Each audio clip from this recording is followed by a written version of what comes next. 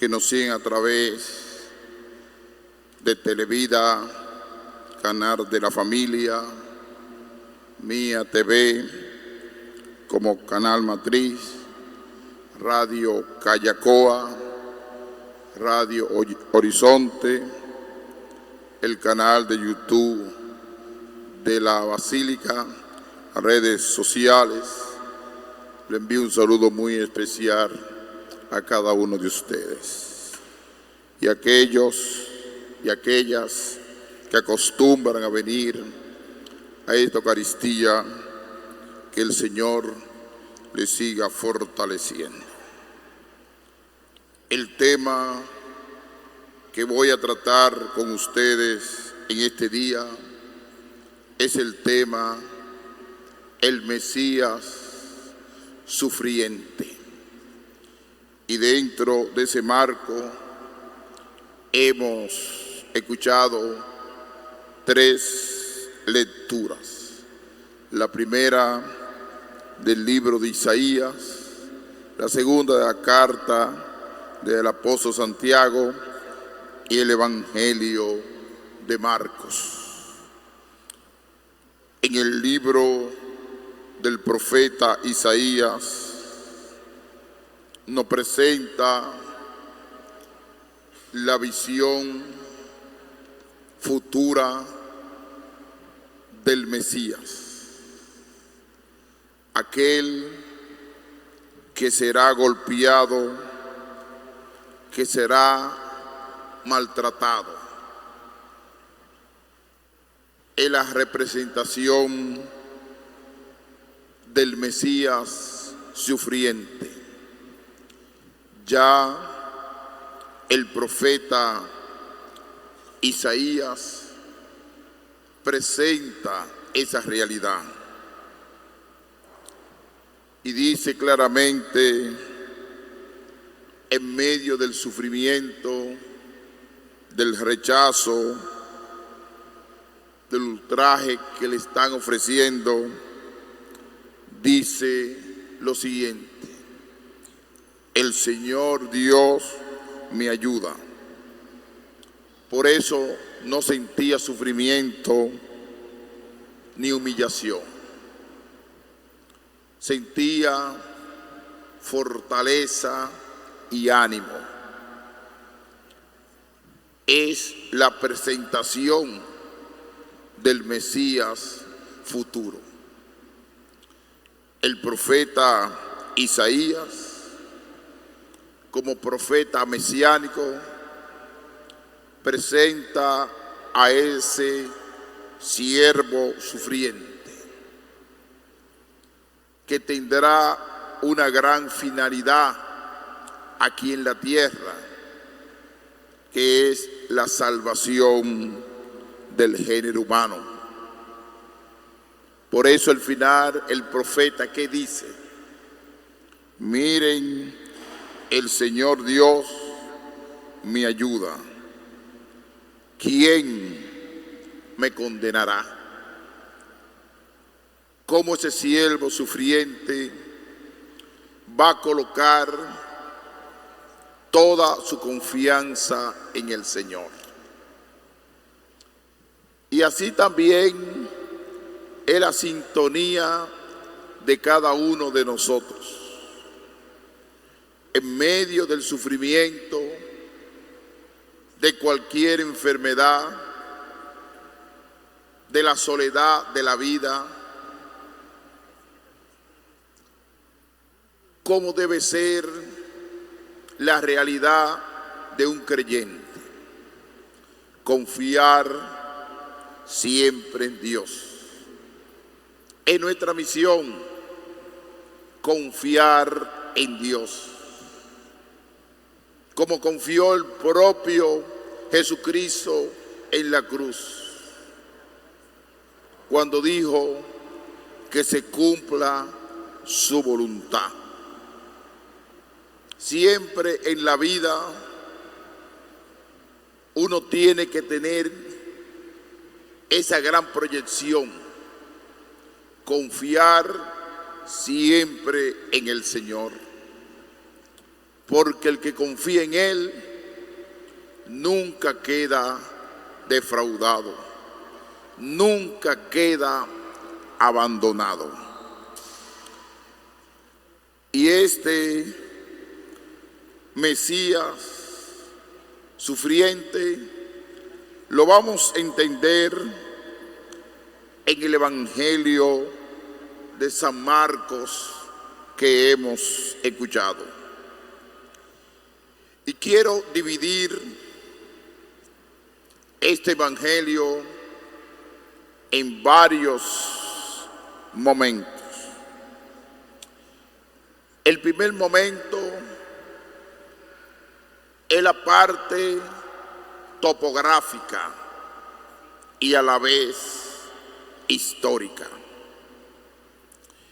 Jesús y sus discípulos se dirigieron a las aldeas de Cesarea de Filipo. Cesarea de Filipo era una región no judía. Aproximadamente en el 63 antes de Cristo existía esta ciudad donde vivía el hijo de Herodes el Grande, que se llamaba Felipe. Y ahí se había construido un gran templo dedicado al pan, porque ellos creían en varios dioses. Fíjense, no estamos en una ciudad, en un pueblo judío, sino en un pueblo no judío que no creía en el Dios de Israel. Creían en varios dioses y era una ciudad muy bonita, una región muy bella, y la quisieron diferenciar de Cesarea de Palestina para darle fortaleza y belleza a esta ciudad. Y Jesucristo lleva a los discípulos a esta ciudad, indicándoles que es una ciudad del poder,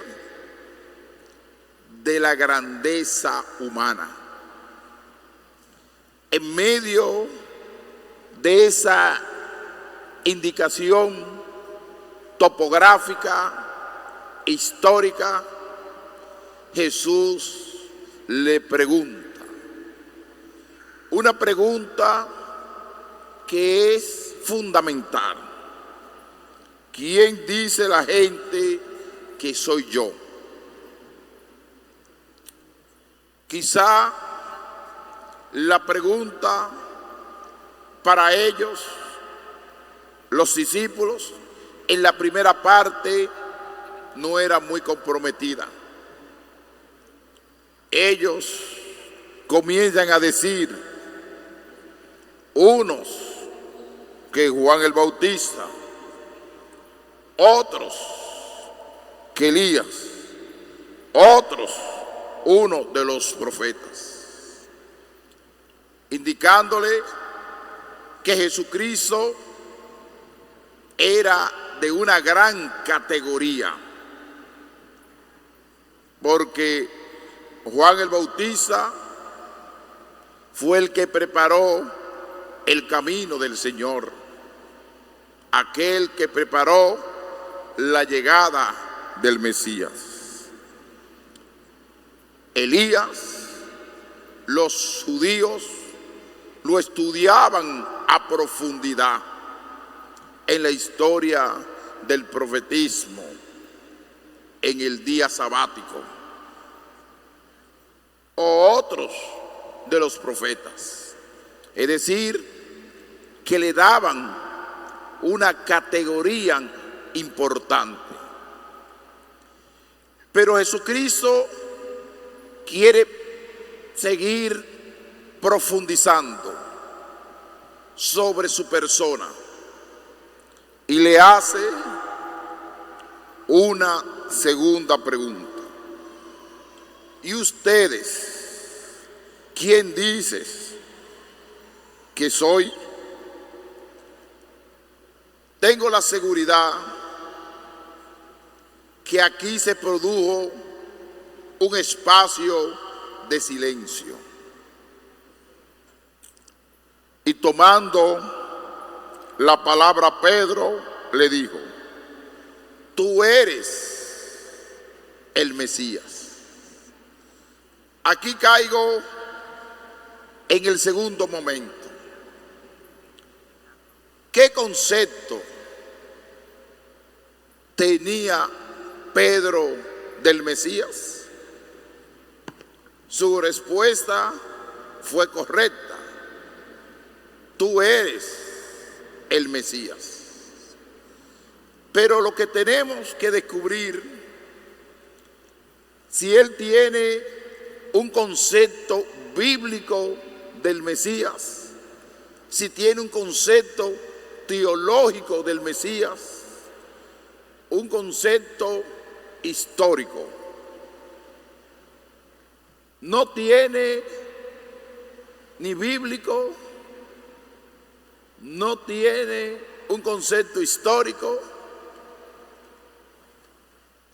tiene un concepto triunfalista del Mesías, indicándole que es un concepto de poder, de guerrero, de triunfo.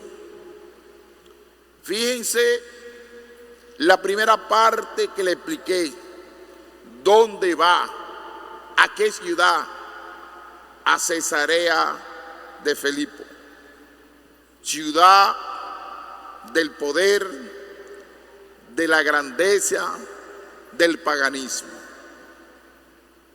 Y la respuesta de Pedro es correcta, pero su visión es toda lo contrario de la misión específica del Mesías. Así no puede suceder a nosotros. Yo puedo decir: yo soy cristiano, pero tú entiendes qué conlleva ser cristiano, qué conlleva vivir un estilo de vida para ser cristiano.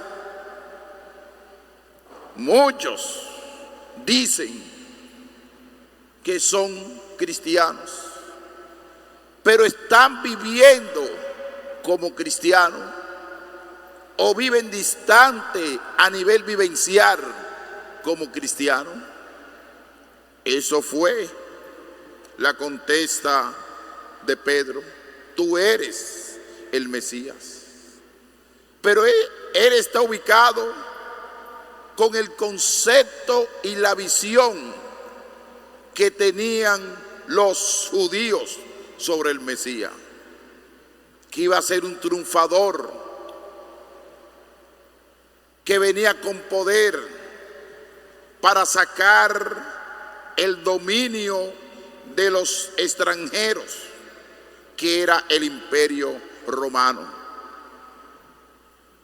Y por eso, cuando Jesucristo le dice lo siguiente, que es el tercer momento, le comienza una catequesis sobre la misión del Mesías. Y lo primero que le dice: el Hijo del Hombre tiene que padecer mucho, tiene que padecer mucho, ser reprobado por los ancianos, sumos sacerdotes, escribas, y ser ejecutado y resucitar a los 3 días.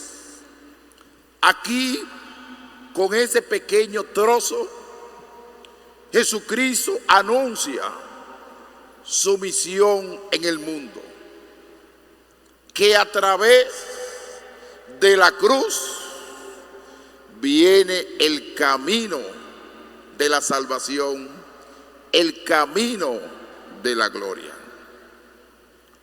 Y se lo explicaba todo con claridad.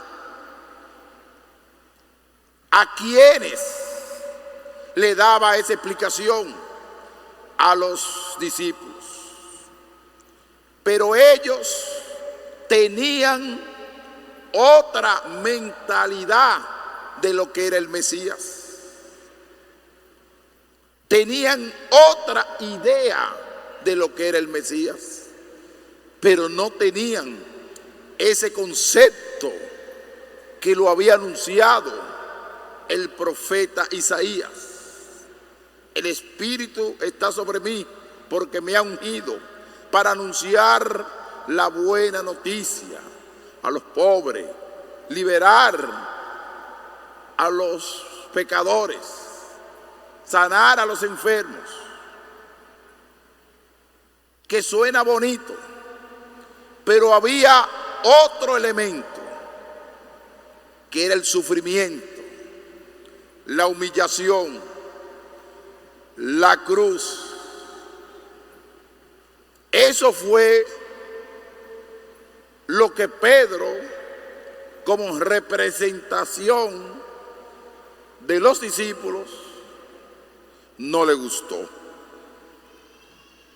Pedro entonces se lo llevó aparte y se puso a increparlo, a llamarle la atención al maestro, a llamarle la atención a Jesucristo.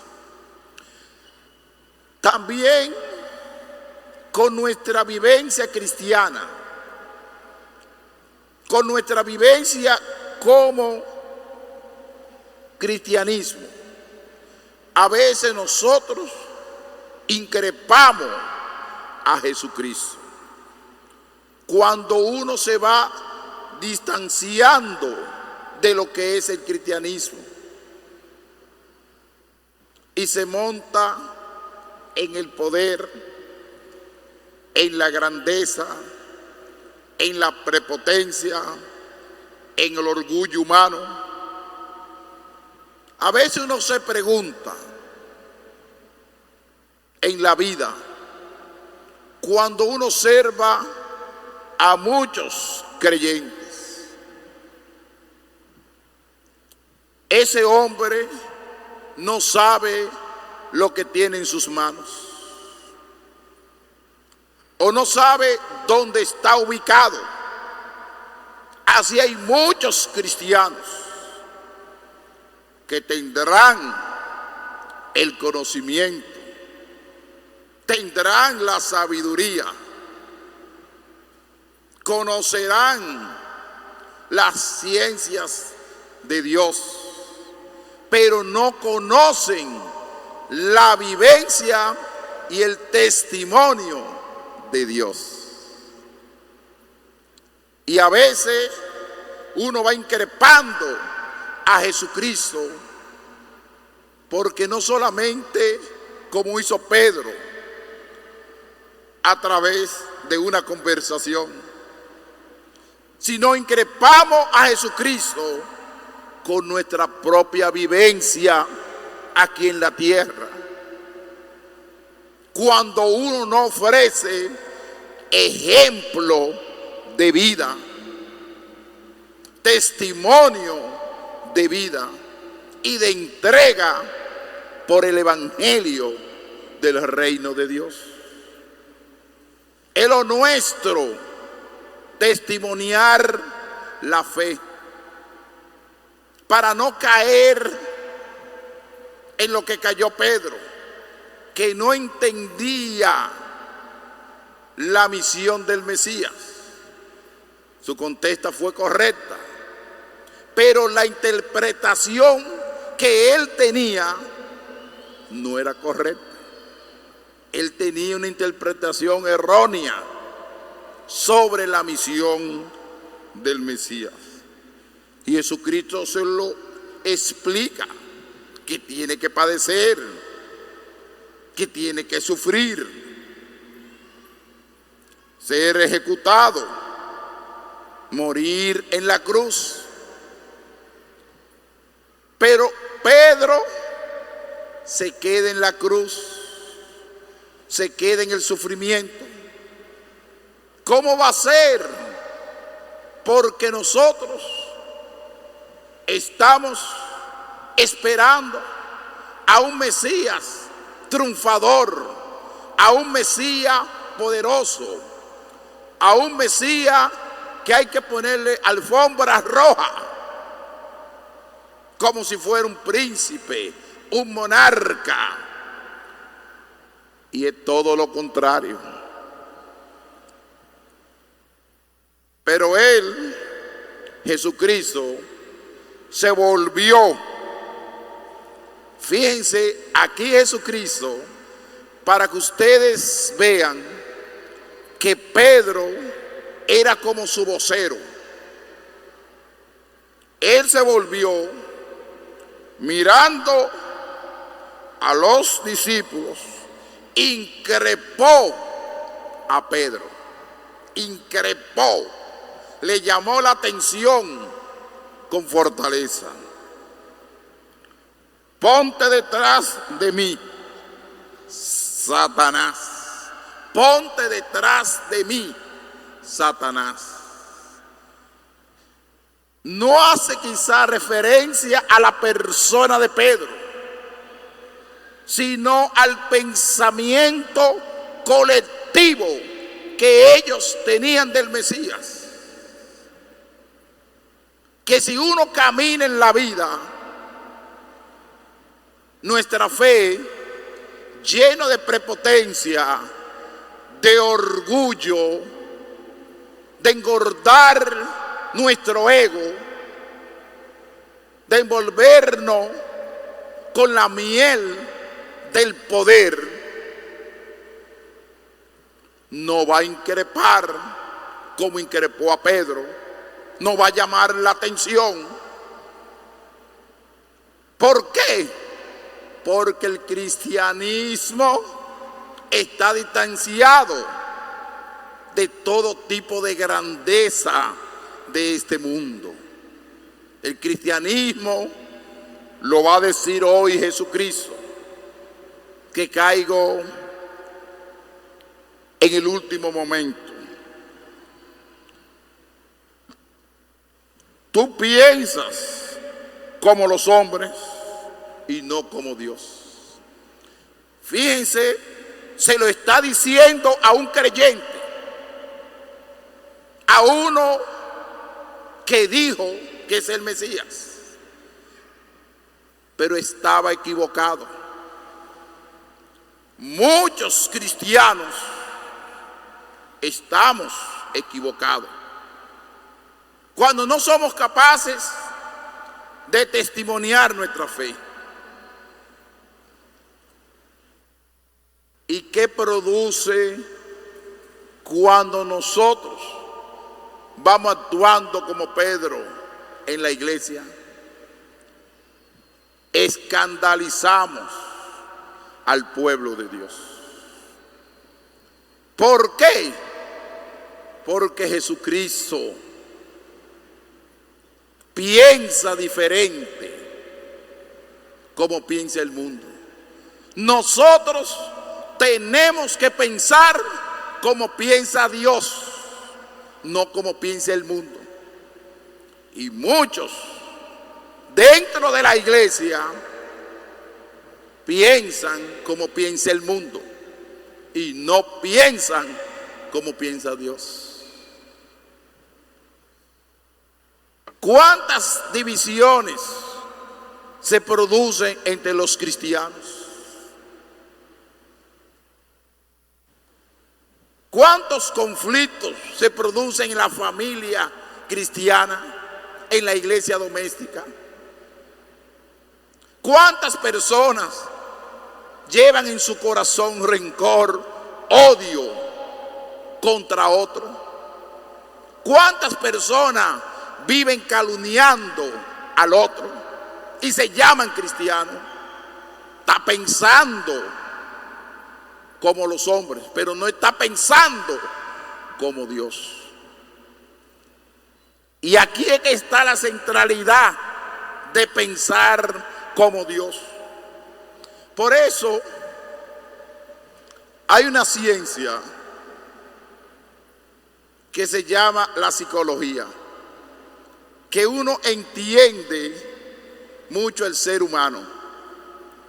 Si a ti te dicen que el estilo de vida de un cristiano es el amor, la entrega, dejar atrás el orgullo, la prepotencia, y tú haces todo lo contrario y no eres capaz de amar, ni de sufrir por el otro, ni de sufrir humillación, ni sufrir persecución, sino que tú te defiendes como un templo sagrado, tu persona, y no la persona de Dios, y no la persona de Cristo. Entonces, tú estás equivocado de vocación de ser cristiano. Tú estás en el mundo todavía, tú eres del mundo, tú no eres de Dios. Y Jesucristo dice, y llamando a la gente y a sus discípulos, les dijo: si alguno quiere venir en pos de mí, que se niegue a sí mismo, tome su cruz y me siga. Esto se llama sacrificio, que cualquier persona también, humanamente, sin ser cristiano, lo hace. Hace su sacrificio. Vive una vida de negación al mundo. Lo puede hacer sin ser cristiano. Pero él coloca esta parte humana para reconocer que todos los cristianos tenemos que sacrificarnos esa parte humana, que es el pecado, que es el poder, que es la grandeza, que es la prepotencia. Si alguno quiere venir en pos de mí, que se niegue a sí mismo, negarse a toda la grandeza del mundo. Y después de eso, sígueme. Porque quien salva su vida la perderá, pero el que la pierda por mí y por el evangelio la salvará. ¿De qué le sirve el hombre ganar la vida entera? Ganar la vida entera, ¿de qué le sirve? Si pierde su vida con la realidad mundana, ¿de qué le sirve? ¿De qué le sirve el hombre ganar el mundo entero y pierde su vida? Pero profundizando más el evangelio, él dice: el que es capaz de seguirlo a él, porque salvar la vida uno la puede salvar, entregarse uno se puede entregar por causa noble de este mundo. ¿Cuántas personas no creyentes se han sacrificado por la patria, se han sacrificado por la nación, se han sacrificado por el mundo? Miles. Pero cuando uno lo hace por la persona de Cristo, uno es capaz de vivir lo que dice la segunda lectura de hoy. ¿De qué le sirve a uno, hermanos míos, decir que tiene fe si no tiene obras? ¿De qué le sirve? Decir que yo soy creyente, que yo amo a Dios, que yo tengo conocimiento de Dios, que yo he estudiado toda la Biblia, yo he estudiado toda la historia de la salvación, yo he estudiado toda la teología que existe. ¿De qué le sirve eso? Si no es capaz de convivir con el hermano, si no es capaz de tener buena relación con el hermano, si no es capaz de controlar los instintos que tiene en el interior para calumniar al otro, para murmurar al otro, si no eres capaz de controlar eso, ¿de qué fe me está hablando?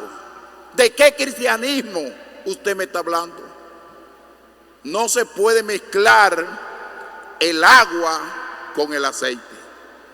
Ahí hay muchos cristianos que quieren mezclar la vida mundana y la vida de fe, y eso no se puede. Pero como dije, en psicología existe la inteligencia intelectual, que es importante, pero también existe, que es más importante, la inteligencia emocional. Tener una buena inteligencia emocional es vivir este estilo de vida que propone Jesucristo. No llevarte del mundo. Tiene autocontrol de la realidad mundana, de desenfrenos sexuales, de deseo de tener,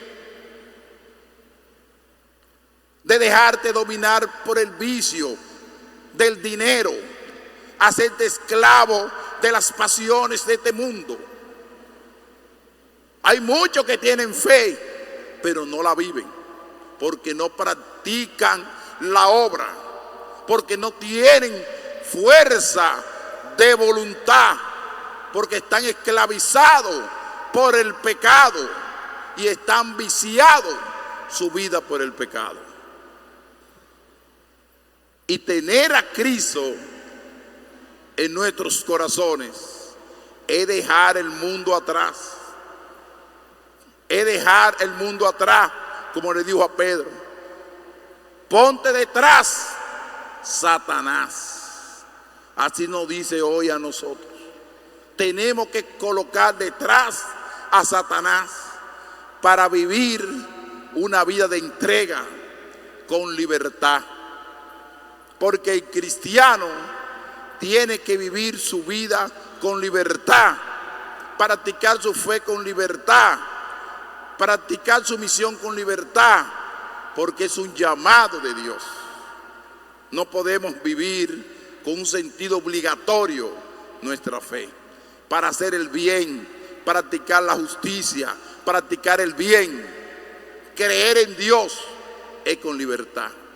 Y el cristianismo nos llama a eso, a ser libre, pero actuar con rectitud moral, con rectitud correcta, asumir la cruz de cada día, asumir los sacrificios de cada día.